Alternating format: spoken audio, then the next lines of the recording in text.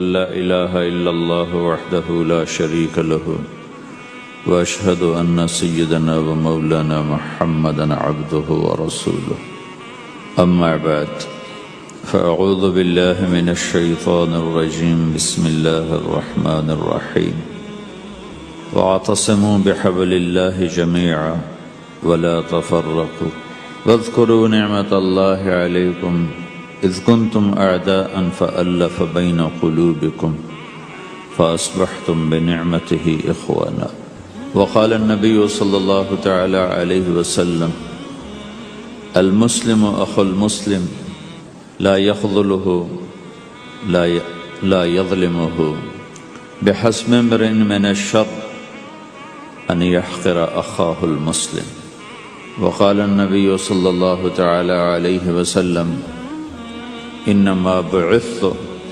لأتمم مکارم الاخلاق او کما قال۔ اللہ اکبر۔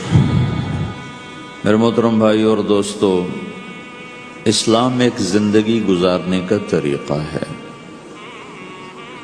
صرف چند عبادات کا نام اسلام نہیں، یہ پوری ایک زندگی ہے۔ اور اس زندگی کو سکھانے کے لیے، چونکہ انسان پیدائشی طور پہ جاہل پیدا ہوتا ہے، اسے کچھ نہیں آتا، اسے سیکھنا پڑتا، اور جو سیکھتا ہے باہر سے سیکھتا ہے، سیکھا سکھایا نہیں پیدا ہوتا۔ کسی بچے کو آپ جنگل میں چھوڑ دو اور کوئی اس سے ملے نہیں تو وہ گونگا ہوگا، کچھ نہیں بول سکے۔ لیکن آپ چڑیا کے بچے کو تنہا چھوڑ دو، کوئی چڑیا اس سے ملاقات نہ کرے تو وہ اپنی زبان ہی بولے گا، اپنی زبان میں بولے گا۔ کوے کو تنہا چھوڑ دو، کوئی کوا اسے ملنے نہ دو تو کوے کی زبان ہی بولے گا۔ لیکن انسان کو گجراتی کا بچہ پنجابیوں میں چھوڑ دو تو گجراتی بھول جائے گا، پنجابی بولے گا۔ پنجابیوں کا بچہ گجراتیوں میں چھوڑ دو تو وہ پنجابی نہیں بولے گا، وہ گجراتی بولے گا۔ اور کوئی بھی نہ اس سے ملے، اسے تنہا چھوڑ دو تو وہ کچھ بھی نہیں بول سکے گا، گونگا ہوگا۔ تو انسان جو کچھ سیکھتا ہے باہر سے سیکھتا ہے، اور چونکہ امتحان کی جگہ ہے تو باہر دونوں چیزیں موجود ہیں، غلط بھی صحیح، دونوں جنس بازار میں موجود۔ انسان کے علاوہ جتنی مخلوق ہے ان میں غلط کرنے کا کوئی سسٹم ہی نہیں ہے، وہ غلط کر ہی نہیں سکتے، جو کرتے ہیں ٹھیک کرتے۔ انسان کے اندر دونوں سسٹم ہیں، فَأَلْهَمَهَا فُجُورَهَا وَتَقْوَاهَا، یہ دونوں نظام لے کے چلتا ہے۔ اسلام کو سیکھنا پڑتا ہے، اور اسلام کے لیے جو سب سے بڑا سرمایہ ہے، جیسے آپ بازار میں جاتے ہو، دکان کھولتے ہو، پھیری لگاتے ہو، تو اس کے لیے پیسہ چاہیے، ڈالر چاہیے۔ ڈالر کے بغیر آپ کاروبار نہیں کر سکتے۔ اسلام کے لیے ایمان چاہیے، ایمان کے بغیر اسلام پہ چلا نہیں جاتا، جانتا ہوگا چل نہیں سکے گا۔ ایمان وہ طاقت ہے، وہ سرمایہ ہے، وہ کیپٹل ہے جس سے کوئی مرد عورت وہ دین پہ چل سکتا ہے۔ یہ زیادہ ہوگا تو زیادہ چلے گا، تھوڑا ہوگا تو تھوڑا چلے گا، نہیں ہوگا تو صفر ہوگا، زیرو ہوگا۔ تبلیغ کا جو یہ کام اللہ تعالیٰ نے ہمیں دیا ہے، یہ ایمان کو سیکھنے کی اور اس کو آگے پہنچانے اور پھیلانے کی محنت ہے۔ ایمان سیکھنے کے لیے فَمَنْ شَاءَ اتَّخَذَ إِلَىٰ رَبِّهِ سَبِيلًا، کوئی ایک طریقہ نہیں ہے، کئی طریقے ہیں۔ اللہ نے سبیل کے اوپر الف لام نہیں لگایا، الف لام ہٹا کر یہ بتایا ہے کہ اللہ تک پہنچنے کے راستے کئی ہیں، محنت کے راستہ تو ایک ہے اسلام، اس پر آنے کی جو محنت ہے اس کے راستے مختلف ہیں۔ ہاں، آگے پہنچانے کے لیے تبلیغ کے سوا اور کوئی راستہ کوئی نہیں۔ یہاں آ کر تبلیغ منفرد کا کام منفرد ہو جاتا ہے کہ کسی محنت میں گشت کوئی نہیں سوائے تبلیغ، صرف تبلیغ ہے جس میں گشت ہے کہ خود چل کے جاؤ۔ اگر میرے پاس وہ میرے کالج کا لڑکا نہ آتا تو مجھے تو نہیں پتا تھا تبلیغ کیا چیز، نہ دین کا پتا تھا نہ دنیا کا پتا تھا۔ تو کوئی چل کے آیا اور اس نے ہاتھ پکڑا، اور دعوت ہے ہی بے طلبوں کے لیے، مدرسہ تو طلب والوں کے لیے، وہاں تو تعلیم ہوتی، تبلیغ نہیں ہوتی. خانقاہ تو طلب والوں کے لیے ہے اور دعوت بے طلب لوگوں کے لیے، جو سننا نہیں چاہتے، جو قریب نہیں آنا چاہتے. اور ایسا طبقہ کروڑوں اربوں کی تعداد میں موجود، انہیں دین پر لانے کے لیے یا دین کی بات ان کے کان میں ڈالنے کے لیے سوائے گشت کے اور کوئی عمل کوئی نہیں. میں پشاور گیا تو جماعت میں انہوں نے کہا جی یہاں ایک وکیل صاحب ہیں، تبلیغ والوں کو بہت گالیاں دیتے ہیں، شکل دیکھتے ہی گالیاں دینا شروع کرتے ہیں. آپ کے علاقے کے؟ آپ کے علاقے کے؟ میں کہا اچھا ملاؤ. پشاور میں رہتا تھا، وکالت کرتا تھا، میرے علاقے کا میاں چنو ایک چھوٹا سا ٹاؤن ہے وہاں کا تھا، میں اس کے قریب تلمبا ایک چھوٹا سا ٹاؤن ہے، میں وہاں. تو جب ہم ان کے دروازے پر گئے اور نوک کیا تو دروازہ کھلتے ہی انہوں نے وہی کام شروع کر دیا دیکھتے ہی. اور کہا میں نے تمہیں کتنی دفعہ کہا ہے، وہ جو مقامی، کہ تبلیغ والوں کو میرے دروازے پر مت لایا کرو. تو اب بتاؤ، میں اگر یہ تبلیغ کے رگڑے نہ لگے ہوتے تو میں تو 2 تھپڑ اس کے منہ پہ مارتا، یا مفتی صاحب کی طرح فتویٰ سناتا تو اسلام سے خارج ہو گیا ہے، توبہ کر. میں نے اس سے کہا بھائی میں تو تبلیغی بن کے آپ کے پاس نہیں آیا، میں تو اس لیے آیا ہوں کہ مجھے پتہ چلا کہ آپ میاں چنو کے ہیں اور میں تو لمبے کا ہوں، تو میں تو اس لیے آپ کو ملنے آیا ہوں. تو ایسے ہوا، اچھا آپ تو لمبے کے ہو؟ میں نے کہا تو لمبے کا ہوں. کہو اچھا اچھا اچھا، بڑی مہربانی، فرمائیے. میں نے کہا فرمائیے ایسے تو نہیں ہوگا، گھر بٹھاؤ پھر فرمائیے ہوگا. تو اس نے دروازہ کھولا، ہمیں بٹھایا، میں نے کوئی تبلیغ کی بات نہیں کی، چائے وائے پلائی. تو میرے والد صاحب اپنے علاقے کے مشہور آدمی تھے، تو جب میں نے اپنا تعارف کرایا تو وہ اور خوش ہو گیا. کہا تو آپ کے باپ کا الیکشن تو میں نے لڑا ہے، انہوں ان کے لیے ووٹ مانگنا. تو ایسا خوش ہو گیا، کھل گیا، چائے پلائی، بات چیت ہوتی رہی. تو اٹھتے ہوئے میں نے کہا فلاں مسجد میں ہماری جماعت آئی ہوئی ہے. میں نے کہا چلو آپ کو بتا دوں. مغرب کے بیان میں وہ آیا ہوا تھا. پھر جتنے دن میں وہاں رہا وہ آتا رہا آتا رہا آتا رہا. میں واپس چلا گیا. بیچ میں کئی سال گزر گئے. لاہور کیولری گراؤنڈ ایک مشہور جگہ، وہاں میرا بیان تھا. جو کرکٹر آئے ہوئے تھے، ان کو ہم نیا سعید انور، انضمام، مشتاق، ان کو ہم قریب کر رہے تھے. اس وقت نئے نئے ان کو قریب کر رہے تھے. تو یہ لوگ آئے ہوئے تھے. تو بیان کے بعد ان کو لے کر ہم ایک کمرے میں بیٹھے. اس کمرے کی دیوار شیشے کی تھی. تو لوگ اندر آنے کی کوشش کر رہے تھے تو ان پہرے والے ان کو روک رہے تھے. تو اس میں سے ایک آدمی منہ اوپر کر کے میری طرف سے اشارہ کرے. تو میں نے دیکھا تو ایک آدمی کی بڑی داڑھی، اور وہ مجھے ایسے ایسے اشارہ کر رہا ہے. میں نے نہیں پہچانا. تھوڑی دیر کے بعد میں نے غور سے دیکھا تو وہ وہی وکیل صاحب پشاور والے. تو میں نے کہا ان کو اندر بلاؤ، اندر بلاؤ. وہ اندر آئے تو میں اٹھ کے ملا. کہنے لگے یہ دیکھو، یہ تمہارا ایک گشت، میرا وقت بھی لگ چکا ہے، پتہ نہیں کیا چلہ لگا ہے یا 3 چلے لگے ہیں. تو جو دیکھو نا، آپ میں سے کئی لوگ پھیری لگاتے ہیں، جس کو گجرا پھیری لگاتا ہوں، پھیری. میں پہلے سمجھا ہی نہیں. پھیری تو کہتے ہیں چھوٹے جہاز کو جو سمندر میں چلتا ہے. میں سمجھا یہ پھیری لگاتے ہیں، پھیری. اور وہ تو گجراتی میں پھیری کہتے ہیں پھیری کو. تو پہلے تو میں چکر کھاتا رہا کہ یہ کیا ہے پھیری. پھیری تو چھوٹے جہاز کو کہتے ہیں، چھوٹا بحری جہاز. تو پھر بعد میں کسی نے کہا کہ یہ چل پھر کے سودا بھیجا. اچھا اچھا، پھیری کو پھیری کہہ رہے ہیں. تم خدا کو خدا کر دیتے ہو. خدا کا شکر. ایک تو خدا لفظ ہی میں نے پہلے کہا تھا بولنے کا نہیں ہے، ایک اس کو خدا کو خدا کر دیتے ہو، خدا کی قسم. تو تم پھیری لگاتے لگاتے گاہک بنا لیتے ہو. نہیں بناتے ہو؟ پھیری لگاتے لگاتے تم اپنے گاہک بنا لیتے. یہی تبلیغ کا کام ہے کہ پھیری لگاؤ، لوگوں کے در کھٹکھٹاؤ. کوئی لے گا کوئی نہیں لے گا. جو آپ لوگ پھیری لگاتے ہو تو سارے آپ سے سودا لیتے ہیں؟ نہیں لیتے. کوئی لیتا ہے کوئی نہیں لیتا. لیکن آپ جاتے رہتے ہو، جاتے رہتے ہو، جاتے رہتے ہو، جاتے رہتے ہو.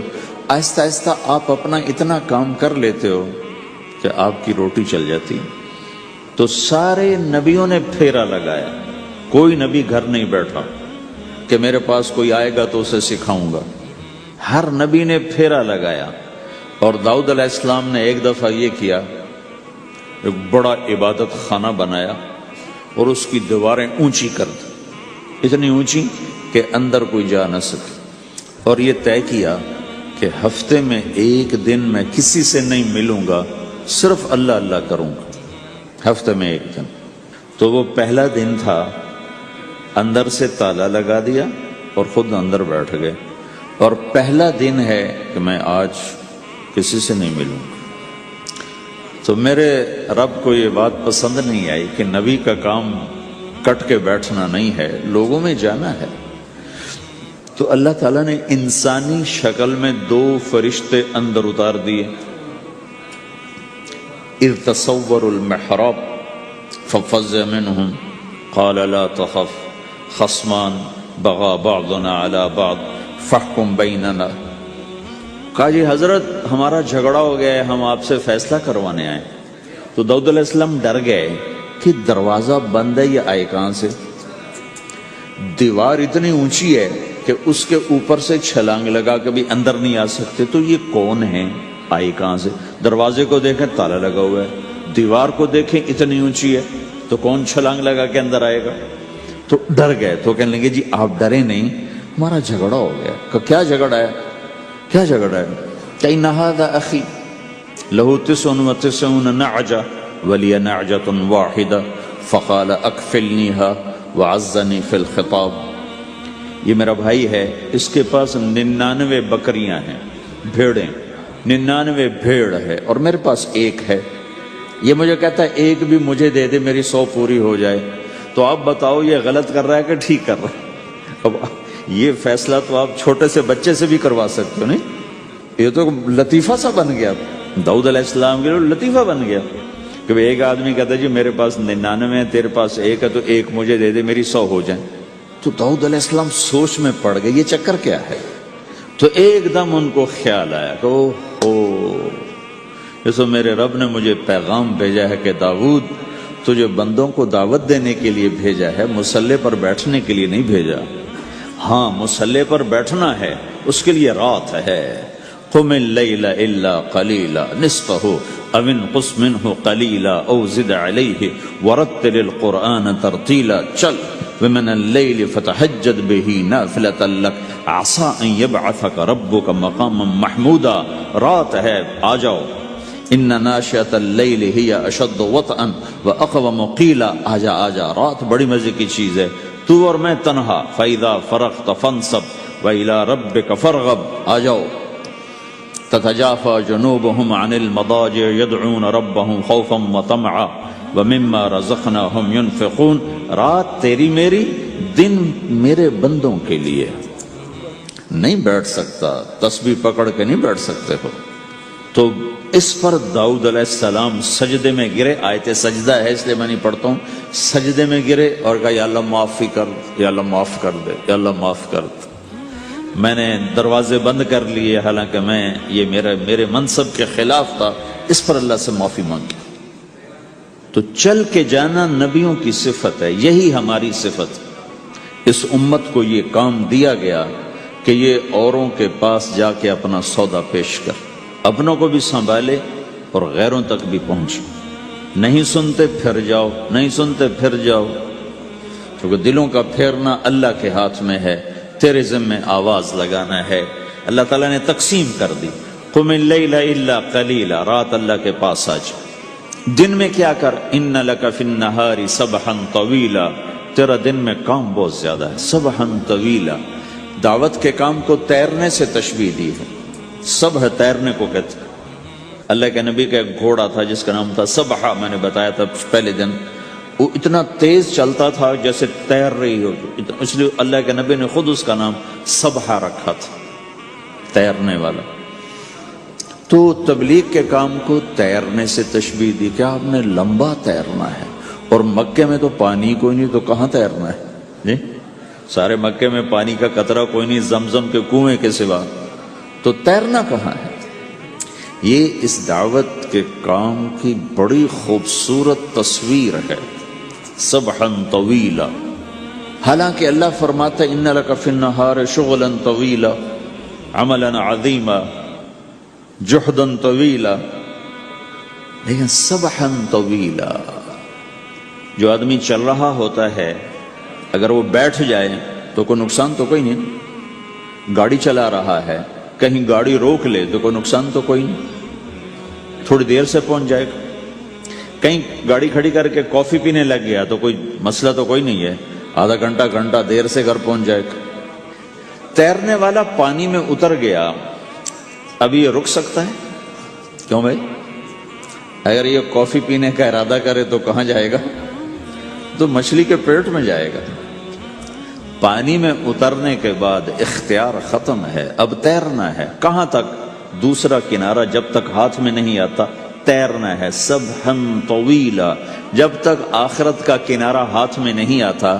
اے میرے نبی، تجھے دعوت کا کام کرتے ہی رہنا ہے، کرتے ہی رہنا ہے، کرتے ہی رہنا ہے، تیری چھٹی کوئی نہیں۔ سبحا میں یہ اشارہ تھا کہ چھٹی کوئی نہیں، یہ موت تک کا کام ہے۔ وَاعْبُدْ رَبَّكَ حَتَّى يَأْتِيَكَ الْيَقِينُ۔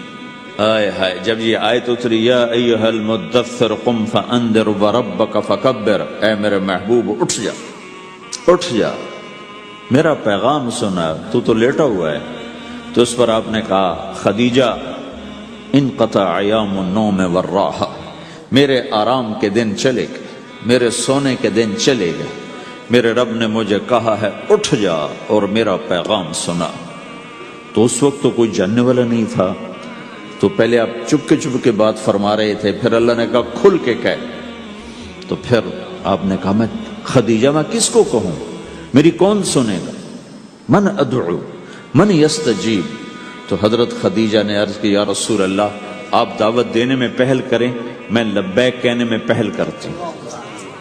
تو بھائیو، دعوت ہمارا سرمایہ ہے، دعوت سے ایمان بنتا ہے، ایمان سے عمل بنتا ہے۔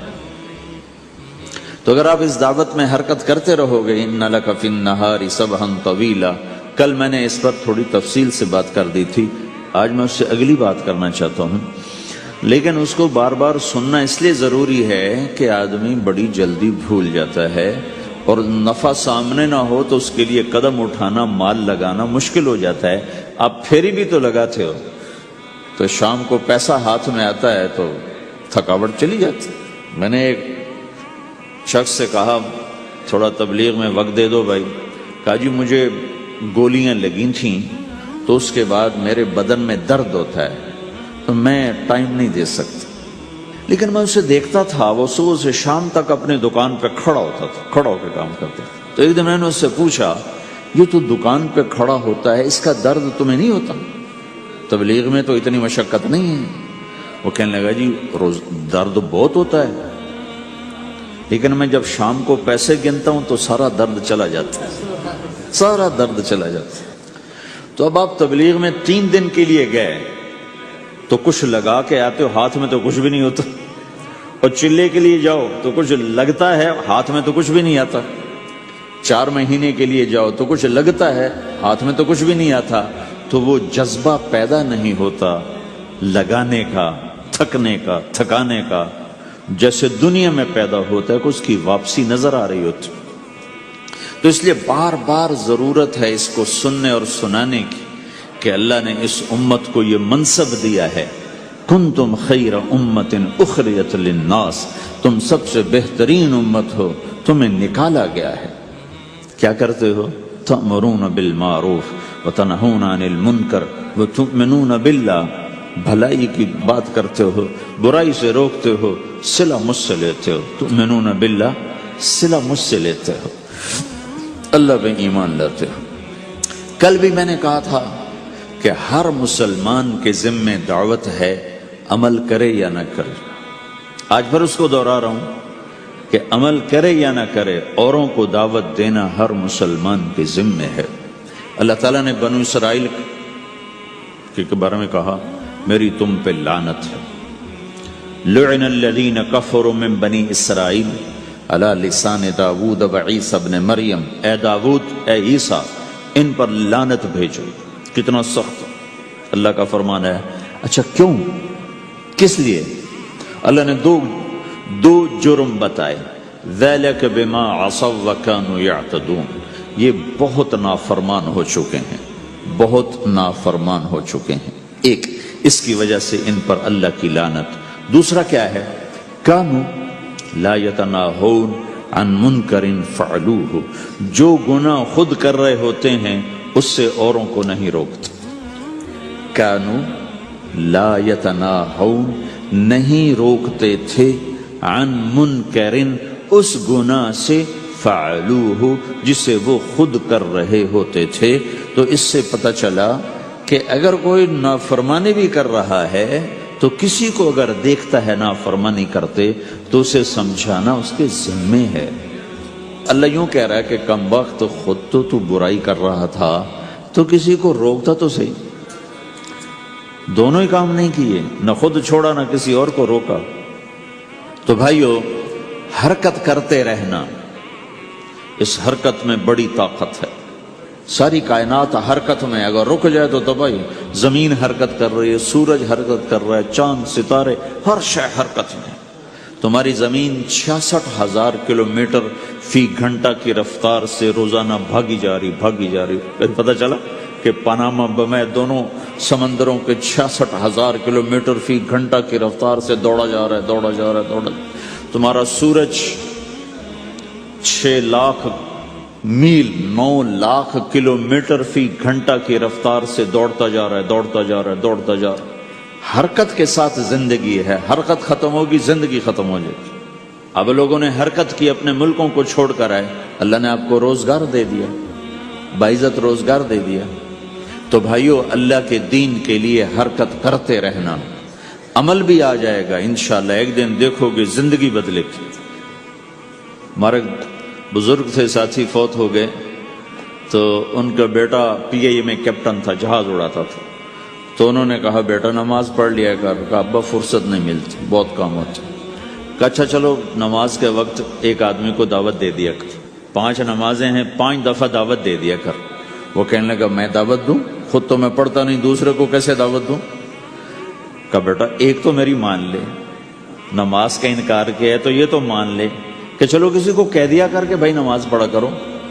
کہا چلو یہ تو آسان ہے، میں کہہ دوں گا۔ تو اس نے اپنے ابا کی بات مان لی، ہر نماز پہ 1-2 کو کہہ دیتا بھائی نماز پڑھا کرو۔ اس کے والد فوج میں جرنیل تھے، یہ کیپٹن تھا، دونوں کی ملاقات نہیں ہوئی۔ 6 مہینے بعد باپ بیٹا کی ملاقات ہوئی تو دیکھا تو کپتان صاحب کی داڑھی بھی اور ماتھے پہ محراب بھی۔ انہوں نے کہا بیٹا یہ کیا ہوا؟ کہا آپ نے مجھے پھنسا دیا۔ وہ جب میں لوگوں کو کہتا رہا تو میرے اپنے اوپر اثر ہونا شروع ہو گیا کہ میں اپنے آپ کو ملامت کرنے لگا کہ اوروں کو تو کہہ رہا ہے، خود تو پڑھتا نہیں۔ کہ اس نے مجھے کھڑا کیا اور میں نماز پہ آیا۔ پھر ایک دن شیو کرنے لگا، شیشے میں کھڑا دیکھ رہا تھا، تو میں نے کہا جب اللہ کو سجدہ کر رہا ہوں تو چہرے پہ نبی کی سنت بھی ہونی چاہیے، تو میں نے سیفٹی بھی پھینک دی، میں داڑھی بھی رکھ لی۔ تو تبلیغ کا کام کرتے رہنا، ہم فرشتے نہیں بن سکتے۔ ایک دفعہ ایک آدمی نے میرے اوپر بڑی چڑھائی کی، تم تبلیغ والے منافق ہو، کہتے کچھ ہو کرتے کچھ ہو، تمہارے قول اور فعل میں بہت فرق، بہت۔ جب ان کا غصہ اتر گیا تو میں نے ان سے کہا بھائی 100 نمبر تو اللہ نے بھی نہیں مانگے، آپ کیوں مانگتے ہو؟ اللہ نے کہا ہے فمن ثقلت موازینہ، جس کی نیکیاں بڑھ جائیں گی، گناہ تھوڑے ہوں گے تو پاس کر دوں گے۔ تو 100 نمبر تو اللہ نے بھی نہیں کہا کہ ایک گناہ تیرے کھاتے میں نہیں ہونا چاہیے، 100/100 نمبر لے گا تو جنت دوں گا، نہیں تو ریپٹ مار کے جہنم میں ڈالوں گا۔ تو 100 نمبر تو اللہ بھی نہیں مانگتا، اسے پتا ہے میرا بندہ کمزور ہے، کبھی گناہ کرے گا کبھی نیکی کرے گا۔ تو وہ کہتا ہے جس کے پاس 51 نیکیاں ہوئیں اور 50 گناہ ہوئے، تولوں گا تو 51 جھک جائیں گے نا، 50 معاف۔ مثال دے رہا ہوں میں، ہمارے علاقے میں ایک زمیندار تھے، وہ ذکر بھی بہت کرتے تھے، گالیاں بھی بہت دیتے تھے۔ ادھر سبحان اللہ تیرے فلانے، الحمدللہ کے ساتھ ایک پھکڑ تولتے تھے، ساری زندگی وہ ایسا ہی کرتے رہے۔ جب وہ فوت ہو گئے تو کسی نے ان کو دیکھا تو انہوں نے پوچھا کہ میاں صاحب آپ کے ساتھ کیا ہوا؟ آپ تو گالیاں بہت دیتے تھے۔ خود انہوں نے یہ پوچھ رہے آپ تو گالیاں بہت دیتے تھے، تو آپ کے ساتھ کیا ہوا؟ کہ اللہ تعالیٰ نے میرے ذکر اور میری گالیوں کو تولا تو میرا ذکر بڑھ گیا تو میری بخشش ہو گئی۔ اللہ نے بھی کاؤنٹنگ رکھی ہے، پرفیکشن مانگی ہی نہیں۔ اگر اللہ پرفیکشن مانگتا تو پھر آپ کہتے تم کرتے کچھ ہو کہتے کچھ ہو۔ اگر میں کہتا صحیح ہوں تو ایک نیکی تو کر رہا ہوں، اور کرتا نہیں ہوں تو ایک گناہ کر رہا ہوں۔ کیا پتا میرا رب میرے کہنے کے تو فعل میرے نہ کرنے کو معاف کر دے۔ بس ایک صورت میں ہے کام خطرناک کہ اگر میں اس کہنے سننے کو اپنی دنیا بنانے کا ذریعہ بنا لوں پھر خطرناک ہے۔ أَتَأْمُرُونَ النَّاسَ بِالْبِرِّ وَتَنْسَوْنَ أَنفُسَكُمْ وَأَنْتُمْ تُتْلُونَ الْكِتَابَ، وہ یہ آیت ہے۔ لیکن اگر میرے اندر اخلاص ہے تو پھر میں انسان ہوں، کبھی اچھا کروں گا کبھی برا کروں گا، لیکن میرے ذمہ صدا لگانا ہے۔ تو بھائیو اس تبلیغ کے کام کو کرتے رہنا اس سے ایمان بنتا ہے، ایمان سے دین وجود میں آتا ہے۔ دین کے دو حصے ہیں، ایک عبادات ہے جس میں نماز سب سے اہم ہے، پھیری پہ ہو گھر پہ ہو نماز نہ چھوڑو۔ رمضان کے روزے ہیں، اللہ پھر رزق زیادہ دے دے، حج کرو زکوٰۃ دو، لیکن عبادات بڑی محدود ہیں اور اس میں کثرت اللہ نے مطالبہ بھی نہیں کیا، بلکہ اللہ تعالیٰ نے اس میں اعتدال ہی کو پسند فرمایا ہے۔ اللہ تعالیٰ نے ہمارے نبی لمبی لمبی نمازیں پڑھتے تھے تو اللہ تعالیٰ نے روک دیا کہ ما انزلنا علیک القرآن لتشقی، میرے نبی میں نے تمہیں قرآن اس لیے نہیں دیا کہ تو لمبی لمبی نمازیں پڑھ کے تھکتا رہے، درمیان نہ چل۔ اللہ کے نبی نے تبلیغ میں زیادہ زور دکھایا تو اللہ نے اس پر بھی کہا فلا تذهب نفسك عليهم حسرات، اتنا غم نہ کیا کر کے تو خود ہی ہلاک ہو جائے، مت نہیں، ایسا نہ کر۔ تو عبادات محدود ہیں اور اس میں اعتدال مطلوب ہے۔ سارا دن مصلی پہ بیٹھنا یہ اللہ نہیں دیکھنا چاہتا، اللہ یہ دیکھنا چاہتا ہے کہ تو باہر جا تاکہ میں دیکھوں کہ اب تو کیا کرتا ہے۔ دوسرا حصہ اس کا اخلاقیات ہیں، آپس کی معاشرت ہے۔ دین جو اثر انداز ہوتا ہے وہ معاشرت سے اثر انداز ہوتا ہے، عبادت سے نہیں، عبادات سے نہیں۔ عبادت تو مسجد کے اندر ہے یا مصلی پر گھر کے اندر ہے، روزہ اندر کی چیز ہے، حج بیت اللہ میں ہے، زکوٰۃ مسلمان کو دی جاتی ہے۔ تو دنیا میں دین پھیلنے کے لیے اور اپنوں کو دین کے قریب کرنے کے لیے جو سب سے بڑا عمل ہے وہ بھائیو اچھے اخلاق۔ یہ دوسرا حصہ میں آج بیان کرنا چاہتا ہوں۔ اللہ کے نبی نے فرمایا ایو عرل اسلام اوثق، مجھے بتاؤ اسلام کا سب سے مضبوط عمل کیا ہے؟ تو صحابہ نے کہا الجہاد، یا رسول اللہ جہاد۔ اسلام کا سب سے مضبوط عمل کیا ہے؟ صحابہ نے کہا جہاد۔ تو آپ نے کہا وحسن وما هو به، ہاں جہاد بہت اچھا عمل ہے لیکن سب سے بڑا عمل نہیں ہے، سب سے مضبوط عمل نہیں ہے۔ انہوں نے کہا جی الصلاۃ، نماز۔ تو ہم نے کہا ہاں وحسنۃ وما ہی بہا، نماز بھی بہت اچھی چیز ہے لیکن وہ نہیں جو میں پوچھ رہا ہوں، سب سے اعلیٰ، سب سے اوپر، سب سے مضبوط نہیں۔ تو انہوں نے کہا جی الحج، حج۔ تو آپ نے کہا حج بھی بہت اچھا عمل ہے لیکن وہ نہیں جو میں نے پوچھا ہے۔ پھر صحابہ نے کہا جی روزہ، آپ کا روزہ بھی بہت اچھا ہے لیکن وہ نہیں جو میں نے پوچھا ہے۔ تو پھر صحابہ نے کہا یا رسول اللہ پھر آپ ہی بتائیں، ہمیں تو نہیں پتا۔ تو ہمارے نبی عبادات سے اوپر لا رہے ہیں، اپنے ساتھیوں کو عبادات پہ قائم کر دیا۔ ہر آدمی نمازی بن چکا ہے، ہر آدمی روزے دار بن چکا ہے، ہر آدمی مالدار زکوٰۃ دینے والا بن چکا ہے، اور ہر آدمی حج کا جذبہ پیدا کر چکا ہے۔ اب آپ ان کو اخلاق پہ لانا چاہتے ہیں، چونکہ اسلام کی تکمیل اخلاق سے ہے۔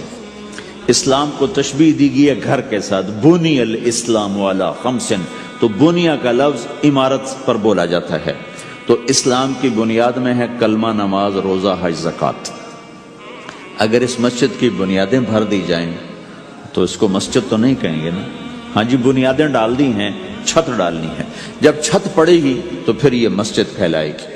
تو اسلام کی بنیاد قائم ہو چکی تھی، اب آپ چھت ڈالنا چاہتے تھے۔ چھت کیا ہے؟ وہ اچھے اخلاق ہیں، تو اب آپ ان کو اوپر لا رہے ہیں۔ تو آپ نے جب پوچھا تو انہوں نے وہی کہا جو انہوں نے ابھی سیکھا تھا، نماز، روزہ، جہاد، حج، لیکن آپ نے سب کی نفی کر دی، نہیں یہ بھی نہیں، یہ بھی نہیں، یہ بھی نہیں، یہ بھی نہیں۔ اچھا یا رسول اللہ آپ بتائیں، تو آپ نے فرمایا ان اوثق عر الاسلام الحب للہ والبغض للہ، اسلام کا سب سے مضبوط عمل وہ آپس میں اللہ کے لیے محبت کرنا ہے۔ اسلام کا سب سے مضبوط عمل وہ آپس میں اللہ کے لیے محبت کرنا ہے۔ اسلام کا سب سے مضبوط عمل وہ محبت ہے، اللہ کے لیے بغض ہے، اللہ کے لیے محبت ہے، یہ اسلام کا سب سے مضبوط عمل ہے۔ تو بھائیو، یہ چھوٹا سا معاشرہ اسلامی بن جائے، اس کے لیے بنیاد میں نے پہلے بتا دی، اب چھت بتا رہا ہوں، وہ ہیں اچھے اخلاق۔ اللہ تعالیٰ نے جب ہمارے نبی نے نماز لمبی پڑھی تو اللہ نے کہا درمیانی پڑھو، میں نے ابھی بتایا۔ تبلیغ میں دکھ زیادہ جھیلا تو اللہ نے کہا درمیانہ چلو۔ لیکن جب اللہ کے نبی نے اخلاق بلند کیے، اخلاق، تو اس پر بھی اللہ تعالیٰ فرماتا میرے نبی ذرا اتنا نرم نہ ہو، تھوڑا سا سختی دکھا، آنکھیں دکھا، تھوڑا شونشاں کر۔ تو میرے رب نے کیا کہا؟ واہ، میرے رب نے آپ کے اخلاق کی جیسی تعریف کی ہے، آپ کے کسی عمل کی ایسی تعریف نہیں کی۔ نماز کو کہا معتدل، اعتدال، دعوت کو کہا اعتدال، اور اخلاق کو کیا کہا؟ انک لعلی خلق عظیم، اور اس کو طاقت پہنچائی قسم اٹھا کے نون، پھر قسم اٹھائی قلم کی جو علم کا ذریعہ ہے، والقلم وما یسطرون، مجھے قسم ہے قلم اور اس کی تحریر کی، ما انت بنعمت ربک بمجنون وان لک لاجرا غیر ممنون۔ ان دو آیتوں کو چھوڑ کر اگلی جو آیت آ رہی وانک لعلی خلق عظیم، اے میرے محبوب میں قسم اٹھاتا ہوں قلم اور اس کی تحریر کی، تیرے اخلاق بڑے عالی شان ہیں۔ یہ نہیں کہا تیرے اخلاق بڑے عالی ہیں، انک لعلی، علا، علا کا یہاں بہت عظیم الشان کردار ہے۔ علا یہ بتا رہا ہے کہ اے میرے نبی، جتنے اخلاق تصور کیے جا سکتے ہیں وہ سب تیرے تابع ہو چکے ہیں، اور تو ان پہ سوار ہو چکا ہے، تو ان پہ چھا چکا۔ علا چھا جانے کے لیے ہوتا ہے کہ تمام اخلاق تیرے غلام ہو چکے ہیں۔ ایک دفعہ آپ نے فرمایا اچھے اخلاق 360 قسم ہیں، 360 قسم، 360 صفات کا مجموعہ اچھے اخلاق۔ کوئی ایک صفت کسی کو مل گئی تو جنت میں چلا جائے گا۔ تو ابو بکر رضی اللہ عنہ سامنے بیٹھے تھے، کہنے لگے یا رسول اللہ افی منہا شیء، ان 360 میں کوئی میرے اندر بھی کچھ ہے؟ تو آپ نے کہا تیرے اندر سارے کا سارا، کوئی کمی کوئی نہیں، پورے۔ یہ آپ نے اور کسی کو نہیں کہا، صرف آپ نے یہ ابو بکر سے فرمایا کہ ابو بکر تیرے اندر پورے اخلاق 360۔ تو بھائیو، آپس کی محبت اور اچھے اخلاق یہ اسلام کا سب سے چوٹی کا سبق، سب سے اعلیٰ درجے کا سبق۔ اب ایک حدیث میں جو حدیث جبریل کہلاتی ہے، وہ انسانی شکل میں آ کر پوچھتے ہیں یا رسول اللہ اسلام کیا ہے؟ تو آپ کہتے ہیں کلمہ، نماز، روزہ، حج، زکوٰۃ، یہ اسلام ہے۔ یہی سوال اب آخری حج کا موقع آ چکا ہے، اب اسلام 9 سال آگے، 10 سال آگے جا چکا ہے اور اس کی شکل مکمل ہو چکی ہے۔ تو عمر بن عبسہ رضی اللہ تعالیٰ عنہ یہ آخری حج کے موقع پر آپ سے ملتے ہیں اور آ کر یہ آپ سے پوچھتے ہیں یا رسول اللہ مل اسلام؟ سوال ایک ہے، مل اسلام؟ شروع میں مدینے کے داخلے کے شروع میں جبریل انسانی شکل میں آتے ہیں اور کہتے ہیں مل اسلام، اسلام کیا ہے؟ تو آپ کہتے ہیں کلمہ، نماز، روزہ، حج، زکوٰۃ۔ اب یہی سوال 10 سال کے بعد یا 9 سال کے بعد عمر بن عبسہ کہتے ہیں یا رسول اللہ مل اسلام، اسلام کیا ہے؟ تو اب جواب سنو، آپ نے فرمایا اطعام الطعام وطیب الکلام، میٹھا بول بولنا اور کھانا کھلانا۔ کسی سے میٹھا بول بولنا کتنا عظیم ہے میرے اللہ کی بارگاہ میں کہ آپ نے فرمایا ابتسامک فی وجہ اخیک صدقہ، تو اگر کسی مسلمان کو ہنس کے مل لے تو یہ بھی تیرے لیے صدقے کا ثواب، صدقہ لکھا جائے گا۔ جبریل کہتے ہیں یا رسول اللہ مل ایمان، ایمان کیا ہے؟ تو آپ فرماتے ہیں اللہ کو ماننا، فرشتوں کو ماننا، نبیوں کو ماننا، کتابوں کو ماننا، تقدیر کو ماننا، موت کے بعد کی زندگی کا اقرار کرنا۔ ان تؤمن باللہ وملائکتہ وکتبہ ورسلہ وبالبعث بعد الموت، یہ ہے ابتدائی جواب۔ اب یہی سوال عمرو بن عبسہ کرتے ہیں 9 سال کے بعد، یا رسول اللہ مل ایمان، ایمان کیا ہے؟ تو آپ نے فرمایا الصبر والسماحہ، صبر کرنا، معاف کرنا۔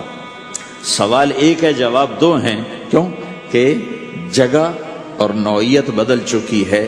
ابتدائے اسلام ہے تو عبادات بتائی جا رہی ہیں، انتہائی اسلام ہے تو اخلاق بتائے جا رہے ہیں کہ اے عمر، ایمان کیا ہے؟ صبر کرنا، معاف کرنا، صبر کرنا، معاف کرنا۔ تو بھائیو، جو ہمارا معاشرہ بنے گا اسلامی، گھر میں باہر، وہ بنے گا اچھے اخلاق سے، عبادت سے نہیں، علم سے نہیں، تبلیغ سے نہیں، وہ بنے گا اچھے اخلاق سے، میٹھے بول بولنے سے، درگزر کرنے سے، معاف کرنے سے، سہ جانے سے، اور بازار میں سچائی، بازار میں میٹھا بول نہیں، وہ تو ہر تاجر مسکرا کے ملتا ہے، ہاں وہ تو کاروبار ہے مسکرانا۔ سچا بول، الصدق ینجی والکذب یہلک، میرے نبی نے فرمایا سچ نجات دیتا ہے اور جھوٹ ہلاک کر دیتا ہے۔ تو بازار کے اخلاق ہیں صحیح بولنا، صحیح تولنا، دھوکہ نہ دینا۔ میرے نبی سے پوچھا گیا یا رسول اللہ مسلمان بزدل ہو سکتا ہے، ڈرپوک؟ آپ نے کہا ہو سکتا ہے۔ کہ یا رسول اللہ مسلمان بخیل ہو سکتا ہے، بخیل کنجوس؟ آپ نے کہا ہو سکتا ہے۔ کہ یا رسول اللہ مسلمان جھوٹ بول سکتا ہے؟ جھوٹ نہیں بول سکتا۔ آپ نے فرمایا میں اپنے امت میں ہر عیب کی توقع رکھتا ہوں کہ میرا امتی ہر گناہ کر سکتا ہے لیکن 2 کام نہیں کر سکے گا اگر وہ میرا امتی ہے، ایک جھوٹ کبھی نہیں بولے گا، ایک دھوکہ کبھی نہیں دے گا۔ اور یہ دونوں کام ہمارے پورے عروج پر ہیں۔ تو مسلمان دھوکہ نہیں دیتا کسی کو، مسلمان جھوٹ نہیں بولتا۔ تو اللہ کے نبی نے یہ نہیں فرمایا جو نماز نہیں پڑھتا وہ میری امت میں سے نہیں، جو روزہ نہیں رکھتا میری امت میں سے نہیں ہے، زکوٰۃ نہیں دیتا میری امت میں سے، یہ نہیں کہا۔ آپ نے کہا من غش فلیس منا، جس نے کسی کو دھوکہ دیا وہ میری امت میں سے نہیں، میری امت سے خارج۔ تو آپ کی تجارت پاناما میں ایسی تجارت ہو کہ وہ اسلام کا بولتا ثبوت بن جائے۔ آپ کی جاب ہے تو ایسی ہو کہ پورا انڈونیشیا جو مسلمان ہوا ہے، مسلمان تاجروں کی تجارت سے مسلمان ہو۔ ملائیشیا، انڈونیشیا، فلپائن، ان علاقوں میں جتنا اسلام پھیلا ہے یہ تاجروں کی محنت سے پھیلا ہے۔ کہاں کے تاجر؟ یمن کے عرب تاجر، ان کے عالی اخلاق، ان کا سچا بول، ان کا صحیح ترازو، اس نے لوگوں کے قلوب کو پھیر دیا کہ یہ پیسے کے غلام نہیں ہیں۔ تو ہماری تجارت اس لیے نہیں کہ ہم پیسہ بنائیں، ہماری تجارت اس لیے کہ ہم تجارت میں اللہ کے احکام زندہ کریں، جس میں سب سے بڑا حکم سچ بولنا ہے اور دھوکے سے بچنا ہے، اور غلط کاروبار سے، غلط کام سے بچنا ہے۔ صرف ہم پیسہ نہیں کماتے، ہم اللہ کا امر دیکھتے ہیں کہ اگر میرے اللہ کے حکم کے مطابق ہے تو ٹھیک، اگر اس کے مطابق ہم چھوڑ دیں تو بھائیو اپنے پہچان کرواؤ سچائی کے ساتھ، دیانت کے ساتھ، دھوکے سے بچتے ہوئے۔ ایک تاجر مجھے بڑے فخر سے بتا رہا، فیصل آباد کی بات، کہ میں صبح صبح قرآن پڑھ رہا تھا دکان پہ بیٹھا ہوا، کپڑے کا تاجر، تو ایک گاہک آ گیا، کہا جی آپ قرآن پڑھ رہے ہو، بھلے آدمی لگتے ہو، تو میں نے بیٹی کے جہیز کے لیے کپڑا خریدنا ہے، تو میں نے کہا آپ سے خرید لیتا ہوں۔ تو وہ پھر ہنس کے کہنا جی میں نے 16 روپے میٹر والا کپڑا 48 روپے میٹر میں بیچ دیا۔ میں نے کہا واہ بھائی واہ، قرآن کی قیمت بڑی تھوڑی لگائی تو۔ ہائے ہائے ہائے ہائے، اس کو شرم بھی نہیں آ رہی اس بات پر، احساس ہی کوئی نہیں کہ اس نے قرآن پڑھتے دیکھ کر اعتماد کیا اور اس نے قرآن سے ہی اس کو دھوکہ دیا کہ پورے بازار میں 16 روپے گز ہے وہ کپڑا، وہ 48 روپے اس کو بیچ رہا ہے۔ اگر اپنے نبی کی بات سنو. آپ نے کہا سچا تاجر قیامت کے دن نبیوں کے ساتھ کھڑا کیا جائے گا. کیوں؟ کہ ہر موقع پہ جھوٹ بولا جا سکتا ہے، پروفٹ کمایا جا سکتا ہے، دھوکہ دیا جا سکتا ہے، فراڈ کیا جا سکتا ہے، اور اس سے بچتا ہے بچتا ہے بچتا ہے بچتا ہے. نہ اپنوں کو دھوکہ دیتا ہے نہ غیروں کو دھوکہ دیتا ہے. جب انگریز کا دور تھا، دلی میں ایک جیب کترا تھا، جیب کاٹنے والا. تو وہ یہ سکھایا کرتا تھا لڑکوں کو، پھر ان کو بھیجتا تھا. تو اس کا ایک چیلا شام کو صرف 2 روپے لے کر آیا، 2 روپے لے کر. تو اس نے کہا بے وقوف، آج سارے دن کی کمائی 2 روپے؟ کہ استاد آج بہت بڑا مال مارا تھا، لیکن میں نے دیکھا تو وہ ایک گورا تھا، انگریز تھا. تو مجھے خیال آیا اگر قیامت کا دن عیسیٰ علیہ السلام نے میرے نبی کو گلہ دے دیا کہ تیرے امتی نے میرے امتی کی جیب کاٹی تھی، تو میں اپنے نبی کو کیا جواب دوں گا؟ تو میں نے جا کر اس کو واپس کر دیا. ابھی اپنے کے کھسکا کے لایا ہوں 2 روپے. پچھلے زمانے کے تو چور بھی ایسے خوددار ہوتے تھے، اب تو نمازی ایسے غیرت کہاں پھینک کے آ گئے ہیں. ماتھے پہ محراب ہوتا ہے اور دھوکے میں سب سے اول ہوتا ہے. تو ہمارا اسلام صرف اس مسجد کی 4 دیواری میں نہیں ہے، ہمارا اسلام تو بارش کے قطروں کی طرح پھیلا ہوا ہے. آسمان کی بلندی ہے، آسمان کی وسعت ہے، جیسے اس سے زیادہ ہمارے دین کی وسعت ہے. تو آپ کسی دفتر میں ہو یا اپنے کاروبار میں ہو تو اس میں بھی اللہ کے نبی نے آپ کو طریقہ بتایا ہے. بازار کے اخلاق ہیں مسکرانا نہیں، بازار کے اخلاق ہیں سچ بولنا، صحیح دینا، صحیح تولنا، صحیح سودے کا عیب بتانا. عبد الرحمن بن عوف رضی اللہ تعالیٰ عنہ پہلے 10 صحابہ میں آتے ہیں، پہلے 10 صحابہ. آپ نے کہا ابو بکر جنتی، عمر جنتی، عثمان جنتی، علی جنتی، طلحہ جنتی، زبیر جنتی، سعد جنتی، عبد الرحمن جنتی، ابو عبیدہ جنتی، سعید بن زید جنتی. اس میں ایک عبد الرحمن. جب ان کا انتقال ہوا تو انہوں نے 3 ارب 10 کروڑ 20 لاکھ دینار چھوڑے ترکہ. ہمیں تو بڑا بیوقوف بنایا گیا، کاغذ کو کرنسی بنا کے دے دی. کاغذ کرنسی تو سونا ہوتا ہے جی، کرنسی تو سونے اور چاندی کو کہتے ہیں، کاغذ کے ٹکڑے کو تو کرنسی نہیں کہتے. اور اب کرنسی بھی لے کر وہ کارڈ پکڑا دیے، جیب بھی خالی، اب کرنسی بھی کاغذ بھی کوئی نہیں، خالی کارڈ. اس کو کیا کہتے ہیں کارڈ کو؟ Credit card. کریڈٹ کارڈ وہ ساری دنیا کو بیوقوف بنائے ہوئے. یا تو کاغذ پکڑائے ہوئے ہیں یا کارڈ کاغذ بھی اب واپس لے لیا، اب کارڈ پکڑا دیا. اور عبد الرحمن بن عوف نے جو پیسے چھوڑے وہ کاغذ نہیں تھے. کاغذ کی کیا حیثیت؟ پاکستان میں روز چھپ رہے ہیں، کاغذ کی کیا حیثیت؟ 3 ارب 10 کروڑ 20 لاکھ دینار سونے کے. اور ایک سکہ دینار اس وقت 4.5 ماشے کا ہوتا تھا. اب اس کو ملٹیپلائی کرو اور پورا پاناما خرید لیں اس پیسوں سے. اور وہ ٹاپ لسٹ کے 10 10 صحابہ میں سے ایک. وہ فرماتے تھے میری تجارت کا یہ اصول رہا کہ میں نے کبھی ادھار نہیں خریدا، نہ کبھی ادھار بیچا، نہ کبھی ادھار خریدا. جو خریدے بھی ادھار اور بیچے بھی ادھار، اسے نیند کہاں آئے گی؟ دینے والے دیتے نہیں، لینے والے سر پہ کھڑے ہوتے. انہیں نہ بیوی اچھی لگتی نہ بچے اچھے لگتے، وہ گھر میں بیٹھ کے بھی گھر میں نہیں ہوتے. تو آپ نے فرمایا نہ میں نے کبھی ادھار خریدا نہ کبھی ادھار بیچا، نقد خریدا نقد بیچا. دوسرا میرا اصول یہ رہا کہ میں نے کبھی سٹاک نہیں کیا. جب مجھے پروفٹ ملا میں نے فوراً بیچ دیا. انتظار نہیں کیا 1 ہفتے بعد بیچوں گا ریٹ بڑھ جائے گا. جس دن مجھے پروفٹ ملا 1 پیسہ بھی ملا تو میں نے فوراً بیچ دیا. تیسرا اصول یہ تھا کہ میرے سودے میں کوئی کمی یا عیب ہوتا تو میں اسے چھپاتا نہیں تھا، ظاہر کرتا تھا اس میں یہ کمی ہے، بھائی لینا تو لے لو نہیں لینا تو چھوڑو. ہماری تو تجارت بھی جنت کا راستہ ہے.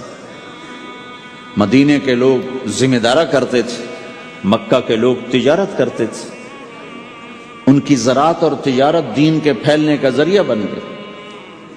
عبد الرحمن بن عوف رضی اللہ عنہ کا مال اللہ کے دین کے کام آیا، عثمان رضی اللہ عنہ کا مال اللہ کے دین کے کام آیا۔ جنگ تبوک میں 10,000 آدمیوں کا سامان حضرت عثمان اکیلے نے دیا۔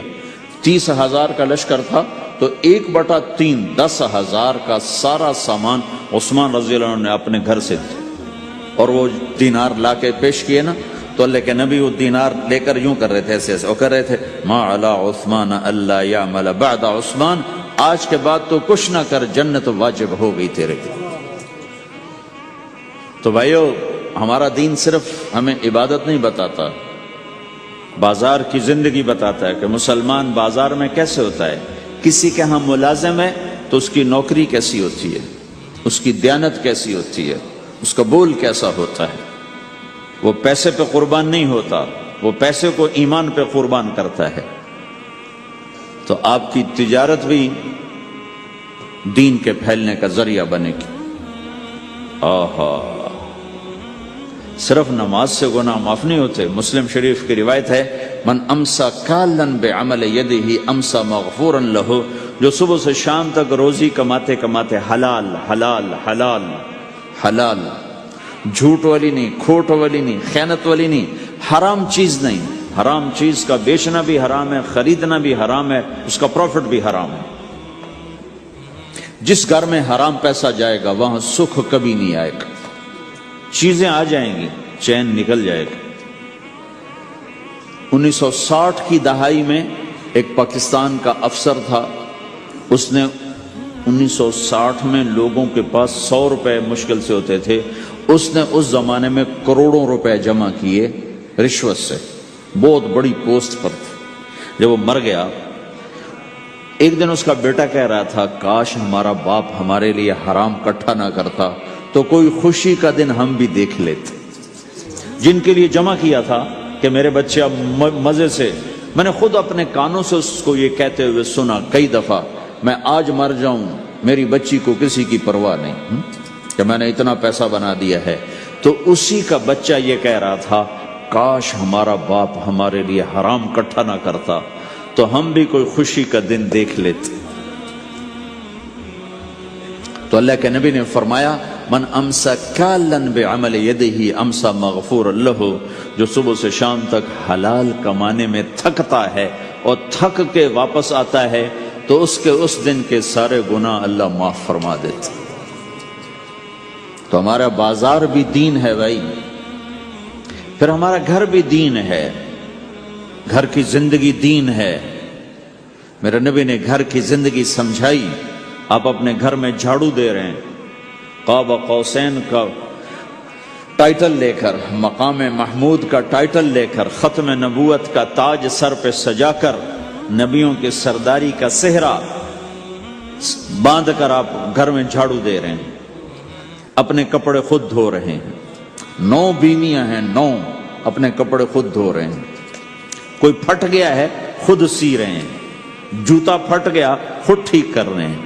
حضرت عائشہ رضی اللہ عنہ کو آٹا گوندنا نہیں آتا تھا، چھوٹی عمر تھی تو ان کو آٹا گوند کے دیتے تھے، جب تک ان کو آٹا گوندنا نہیں آیا ان کو آٹا گوند کے دیتے تھے۔ ہمیں تو گھر کی زندگی بھی سمجھائی گئی ہے، اور ہمیں بتایا گیا کہ تو اب اپنی بیوی کے منہ میں لقمہ ڈالتا ہے تو یہ بھی تیرے لیے صدقہ ہے۔ سب سے بہترین صدقہ وہ ہے جو تم اپنے بچوں پر خرچ کرو۔ پھر دنیا دکھوں کا گھر ہے تو میں قربان جاؤں اپنے نبی پر، آگے آنے والے سارے زمانوں کو دیکھ کر بیان فرما گئے، بتا گئے، اور نے فرمایا مجھے بتاؤ جہاد میں خرچ کرنے سے بھی بہتر خرچ کون سا ہے؟ جہاد میں خرچ کرنا تو سب سے بہتر شمار ہوتا ہے۔ آپ نے کہا مجھے بتاؤ جہاد میں خرچ کرنے سے بھی بہتر کون سا خرچ ہے؟ تو صحابہ نے کہا جی ہم تو نہیں جانتے، ہم تو اسی کو سب سے بہتر جانتے ہیں۔ ہم نے کہا نہیں، اولاد کا ماں باپ پہ خرچ کرنا جہاد میں خرچ کرنے سے بھی بہتر ہے۔ یہ کیوں فرمایا؟ کہ آگے نظر آ رہا تھا کہ اولاد نافرمان نکلے گی۔ اگر اللہ چاہے تو اس کے یہ کہنے پر وہ پلاٹ مسجد کے نام ہو گیا، واپس نہیں لے سکتا۔ اگر اللہ چاہے، اگر اللہ چاہے، اور اللہ تو چاہتا ہے کہ تم اس کے نام پر دو، من ذا الذی یقرض اللہ قرضا حسنا. ٹھیک ہو گیا؟ یہ بات سمجھ میں آ گئی؟ اب ایک آدمی یوں کہتا ہے انشاءاللہ میری بیوی کو 3 طلاق، اگر اللہ چاہے تو میری بیوی کو 3 طلاق، تو علماء فرماتے ہیں یہ طلاق نہیں ہوگی.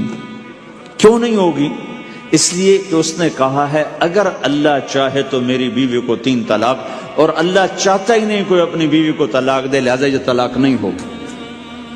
ہزاروں دفعہ کہہ دے انشاءاللہ ساتھ لگا ہوا ہو، نہیں ہوگی، کیونکہ اللہ چاہتا ہی نہیں تم طلاق دو. اللہ گھر آباد، سینکڑوں آیات ہیں گھر کو آباد کرنے کے لیے. فَإِنْ خِفْتُمْ شِقَاقَ بَيْنِهِمَا، اگر میاں بیوی میں ہوگی کھٹپٹ تو بڑھاؤ نہیں. کیا مصیبت ہے کہ کچھ ادھر سے بڑھانا لگ جاتے ہیں، کچھ ادھر سے بڑھانا شروع کر دیتے ہیں. فَبَعْثُوا حَكَمًا مِّنْ أَهْلِهِ وَحَكَمًا مِّنْ أَهْلِهَا، تو طلاق دینے میں جلدی نہ کرو، جلدی نہ کرو. صلح صفائی کے لیے ایک آدمی بچی کی طرف سے آئے، ایک آدمی بچے کی طرف سے آئے، اور دونوں میں صلح صفائی کی کوشش کرو. یا ایھا النبی اذا طلقتم النساء، اے میرے نبی جب تم طلاق دینا چاہو تو یا ایھا النبی یہاں یہ اس لیے آیا ہے کہ اللہ تعالیٰ کہہ رہا ہے اے ایمان والو، میں یہ نبی اپنا سفارشی بنا کے تمہارے سامنے پیش کرتا ہوں، طلاق نہ دیا کرو، نہ دیا کرو. یہ ہے یا ایھا النبی سے ایک دم ایمان والوں کی طرف منتقل ہونے کا فلسفہ کہ دیکھو میں اپنا نبی تمہارے لیے سفارشی بناتا ہوں کہ طلاق نہ دیا کرو. اگر دینی پڑ جائے، چونکہ جائز ہے، نہیں نباہ ہو رہا، پھر زبردستی بھی نہیں کرنی چاہیے. اگر کوئی جائز وجہ ہے تو طلاق ہوئی ہے، پھر اسے دشمنی کا سبب نہیں بنانا چاہیے. اگر صحیح مناسب ہوئی ہے، اللہ کے نبی نے خود 2 خواتین کو طلاق دی، نکاح تو کیا، رخصتی نہیں ہوئی، طلاق دے دی. اللہ کے نبی کی بیٹیوں کو طلاق پڑی، حضرت ام کلثوم، حضرت رقیہ رضی اللہ عنہ، دونوں کو طلاق دی گئی. ابو لہب کے بیٹوں نے طلاق دی. آپ نے حضرت حفصہ کو طلاق دینے کا ارادہ کیا تو عمر رضی اللہ عنہ کو پتہ چلا، بڑے غمگین ہوئے، تو اللہ جبریل آ گئے، یا رسول اللہ، اللہ تعالیٰ فرما رہے ہیں حفصہ کو طلاق نہیں دے سکتے، یہ آپ کی دنیا کی بیوی بھی ہے، جنت کی بیوی بھی ہے. کہ عمر کے دل شکنی ہو رہی، تو ایک گھر باقی رہے اس کے لیے سینکڑوں آیات اللہ تعالیٰ نے اتاری، اور ہمیں کہا عاشروہن بالمعروف، اپنی بیویوں کے ساتھ اچھا سلوک کرو. ہمیں خطاب، چونکہ مرد کسی کی بچی کو لے کے آتا ہے، لڑکا کسی کی بچی کو لے کے آتا ہے، اور وہ بچی ماں چھوڑتی، باپ چھوڑتی ہے، بھائی چھوڑتی ہے، بہنیں چھوڑتی ہے، سہیلیاں چھوڑتی ہے، سب کو چھوڑتی ہے، اور تیسرے دن اس کو تانے شروع ہو جاتے ہیں، اس کا تو دل ہی نہیں لگتا. اور پہلے دن اپنی بیوی کو نصیحت دی جا رہی تھی، میری ماں کی خدمت کرنی ہے، میری کرنا کر، میری ماں کی کرنی ہے، میرے ابا کی کرنی، میری بہنوں کی کرنی، کسی کے سامنے تم نے بولنا نہیں، کسی کے سامنے اف نہیں کرنا. بے وقوف، اس سے محبت تو جتا پھرو، اس کے بعد جو کچھ کہے گا وہ کرے گا. پہلے دن ہی حکم، نہ تعلق بنا ہے، نہ محبت پیدا ہوئی ہے، اور نہ ابھی جوڑ بیٹھا ہے، اور پہلے دن حکم سنانے شروع کر دی. اس کے ذمہ نہ تیری ماں کی خدمت ہے، نہ تیرے باپ کی خدمت ہے، نہ تیری بہنوں کی خدمت، یہ ساری خدمت تو تیرے ذمہ ہے. ہمارا سسرال کا معاشرہ بڑا ظالم ہے. لاکھوں میں کوئی ایک گھر بچا ہوا تو الگ بات ہے، ورنہ میں تو دنیا پھری ہے، کیا دنیا دار کیا دیندار، سب ظلم ہی ظلم ہے. اتنی نیک عورتیں تہجد گزار، مصلی سے اٹھتی نہیں، تسبیح ہاتھ میں ہے، لیکن جب وہ ساس بنتی ہیں تو ایسا ظلم ان کے اندر سے نکلتا ہے کہ کانپ اٹھتے ہیں در و دیوار. جب عورت ماں ہوتی ہے تو اس کے روئیں روئیں سے محبت کے چشمے پھوٹتے ہیں. وہی عورت جب ساس بنتی ہے تو ایک دم ظلم کی تصویر بن جاتی ہے. اسے اپنی بہو میں کوئی خوبی نظر ہی نہیں آتی، عیب ہی عیب نظر آتے ہیں. اپنے بیٹے کو بھڑکاتی رہتی، یہ کرتی ہے، یہ کرتی ہے. اور ایسے بے وقوف ہیں، کوئی ماں کی وجہ سے بیویوں کو تباہ کر دیتے ہیں، کوئی بیویوں کی وجہ سے ماؤں کو تباہ کر دیتے ہیں. یہ دونوں ظلم ہیں. ماں کی وجہ سے بیوی پہ زیادتی نہ کرو، بیوی کی وجہ سے ماں پہ زیادتی نہ کرو. بیوی کا اپنا مقام ہے، ماں باپ کا اپنا مقام ہے، بہنوں کا اپنا مقام ہے. 100% شکایات جھوٹی ہوتی ہیں، سب جھوٹ ہوتا ہے. اس لیے میرے رب نے دستور بتایا، ان جاءکم فاسق بنبأ فتبینوا، جب کسی کی خبر سنو، کوئی کمی کوتاہی سنو، اول تو سنو نہیں، اگر سننی پڑ جائے تو تحقیق کر لو، تحقیق کر لو۔ قاضی ایاس کے پاس آیا، ایک شخص آیا روتا ہوا، ہائے مر گیا، ہائے مر گیا۔ تو ان کے ساتھ ایک آدمی بیٹھے تھے، کہنے لگے حضرت اس کا قضیہ جلدی سے سن لیں، بیچارہ بڑا مظلوم لگتا ہے۔ کہنے لگے چپ کر، یوسف علیہ السلام کے بھائی بھی رات کو روتے ہوئے باپ کے پاس آئے تھے۔ ہر رونے والا مظلوم نہیں ہوتا، ہر رونے والا مظلوم نہیں ہوتا۔ اپنے گھروں کی فضا بناؤ، کمی سنو ہی نہیں۔ تمہاری بیوی ماں کی کمی بتانے لگے، کہا مجھے نہ بتاؤ، تیری بڑی مہربانی۔ تمہاری ماں تمہاری بیوی کی کمی بتانے لگے، کہا اماں مجھے نہ بتاؤ، تیری بڑی مہربانی۔ گھر کی فضا ایسی بناؤ کہ کسی کی کمی کا تذکرہ نہ ہو، تو اللہ کی قسم تمہارا گھر جنت کا نمونہ بن جائے گا۔ یہ معاشرت کا دین بتا رہا ہوں، معاشرت کا دین۔ اپنی بیوی کی خوبیوں کی تعریف کرو، کمیوں پہ پردہ ڈالو۔ بیویوں کے ذمہ ہے خامد کی خوبیوں کی تعریف کریں۔ انسان حوصلہ افزائی کا محتاج ہوتا ہے۔ ایک بزرگ ہے اپنے کسی مرید کے گھر، تو وہاں انہوں نے کھانا کھایا، کھانا ان کو پسند آیا، کہنے لگے اپنی بیگم کو پردے میں بلاؤ۔ تو انہوں نے اپنی بیگم کو پردے میں بلایا، کہا بیٹی میں نے تیرا ہاتھ کا کھانا کھایا، بہت مزیدار تھا، اللہ تمہیں جزائے خیر دے، تم نے بہت اچھا پکایا۔ تو وہ زارو قطار رونے لگے۔ تو انہوں نے پوچھا بیٹی کیا ہوا؟ میں نے تو کوئی ایسی بات نہیں کی۔ کہ نہیں حضرت آپ کی بات پہ رونا نہیں آیا، رونا اس پر آیا ہے کہ 30 سال سے میں اس شخص کے ساتھ رہ رہی ہوں، کبھی ایک دفعہ اس نے میرے ہاتھ کے پکے کی تعریف نہیں کی۔ آپ گھر میں تشریف لائے، آپ نے پوچھا کوئی کھانے کو کچھ ہے؟ ام سلمہ رضی اللہ عنہ کا گھر، کہا یا رسول اللہ آج تو کچھ نہیں، سرکہ ہے۔ کہا واہ واہ واہ واہ، نعم الادام الخل، سرکہ تو بہت اچھا سالن ہے۔ سبحان اللہ، کیسے دلجوئی فرمائی اپنی بیگم کی، سرکہ تو بہت اچھا سالن ہے، یا تو نے نمک کم ڈال دیا، تو نے مرچی زیادہ کر دی۔ ہم رائمنڈ میں پڑھتے تھے نا، تو پکانا ہمارے ذمہ ہوتا تھا، تو ہمیں پتا کہ پکاتے ہوئے کیا گزرتی۔ جب 2-2 ہزار آدمی کی روٹی ہم پکاتے تھے، 5-5 بوری آٹا گوندا ہے ہاتھوں سے، 10-10 من کھڑے ہو کے روٹی لگائی ہے، سخت سردی میں بھی سخت گرمی میں بھی۔ سردی میں جب رات کو آٹا گوندتے تھے ہم، تو ہمارے ہاتھ ایسے اکڑ، تم تو سردی دیکھتے ہی نہیں ہو، ہاتھ ایسے اکڑ جاتے تھے، اور صبح 4 بجے اٹھ کے روٹی پکانا شروع کرتے تھے۔ 2000 آدمی کی روٹی پکانی ہوتی تھی۔ تو اب کوئی آ کر کہتے انہیں کچی روٹی پکائی، تو جی دادا ایک تھپڑ اس کے منہ پہ مارے کہ 4 بجے کے ہم اٹھے ہوئے ہیں، پکا پکا برا حشر ہو گیا، کہتے کچی پکائی۔ بھائی صبر کر کے چپ کر کے کھا جا۔ مولانا الیاس صاحب رحمۃ اللہ علیہ ایک اپنے مرید کے گھر گئے، تو اس نے کھیر بنا کر پیش کی۔ اچھا نمک اور چینی ایک جیسے ہوتے ہیں، وہ دیہاتی عورت سمجھ نہ سکی، چینی کے بجائے نمک ڈال دیا۔ تو انہوں نے جا سب سے پہلے مولانا الیاس صاحب کے سامنے کھیر رکھی، تو آپ نے جو چکھی تو وہ تو تھی کڑوی۔ کہنے کہ بھائی واہ واہ واہ واہ واہ واہ، بڑی مزے کی کھیر، ساری لیا میں اکیلا کھاؤں گا، کسی کو نہیں کھانے دوں گا۔ ساری کھیر کھا گئے، اس پر پردہ ڈالنے کے لیے۔ وہ تو جب انہیں کہا مولانا الیاس کا بچا ہوا تھوڑا سا میں جب چکھا تو کڑوا گیا، ہائے مر گئی، یہ تو سارا نمک ڈالا ہوا تھا۔ ایک دم ہماری جماعت چنیوٹ میں تھی، تو ہمارے ساتھیوں نے چائے بنائی، تو وہ اندھیرا سا تھا، تو چینی کے بجائے نمک ڈال دیا، اور دسترخوان پہ لے آئے، سب پی رہے۔ واللہ میں آنکھوں سے دیکھا بتا رہا ہوں، مولانا الیاس کا تو سنا بتا رہا ہوں، کسی ایک نے نہیں کہا کہ یہ کڑوی ہے، چپ کر کے پی رہے، چپ کر کے پی رہے، کسی ایک نے نہیں کہا۔ باہر ایک دیہاتی کھڑا تھا، تو میں نے اس کہا چاچا آتے نو چاہ پی ماما۔ وہ آ گیا، اس نے پہلا گھونٹ بھرا، ہوئے تھا کوڑی ہے، اس نے بانڈا پھوڑ دی۔ پھر سارے ساتھی ہنس پڑے کہ چاچا ہم نے تو پردہ ڈالنے کی کوشش کی تھی خدمت والوں پر تو نہیں پردہ چاک کر دیا۔